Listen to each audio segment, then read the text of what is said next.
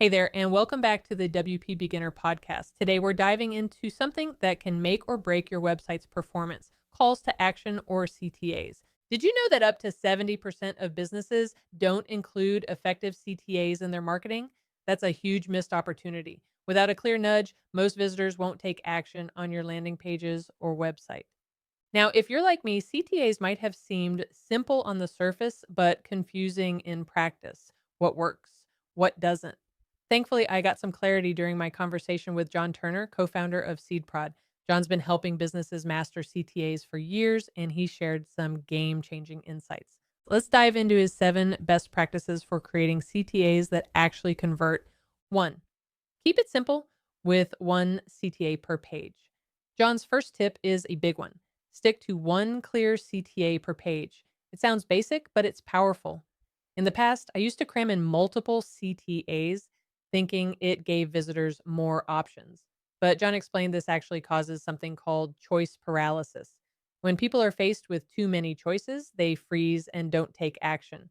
Here's the kicker. Studies show simplifying to 1 call to action can increase clicks by over 371% and boost sales by as much as 1,617%. Crazy, right? So keep it simple. 1 page, 1 action.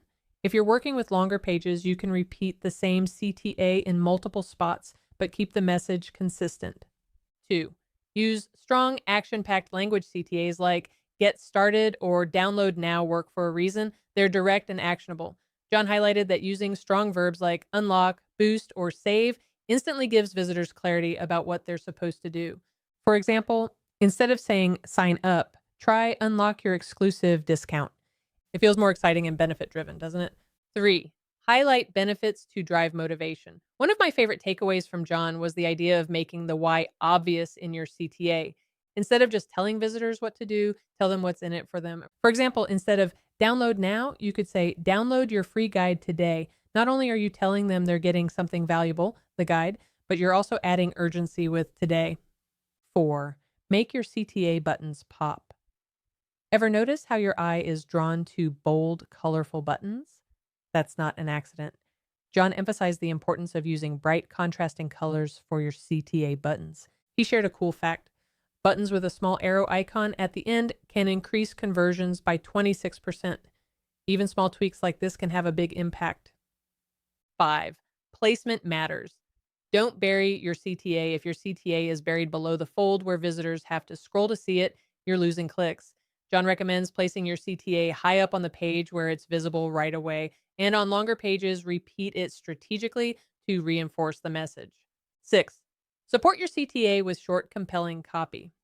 Here's something I hadn't thought of before. Your CTA button doesn't have to do all the work. Adding a short, supportive sentence nearby can help explain the value. For example, if your CTA says claim your 15% off, you might include a line like limited time offer ends today. It's a small detail that can make a big difference. 7. Test, test, and test again. Finally, John reminded me that you can't just set a CTA and forget it. Testing different variations like the wording, color, and placement is key to finding what works best. For instance, a company called Unbounce tested 2 versions of a CTA, Start Your Free 30-Day Trial and Start My Free 30-Day Trial. That tiny change boosted clicks by 90%. You can use tools like A/B testing to see which version resonates most with your audience. And don't forget to use analytics or heat maps to understand how visitors interact with your page.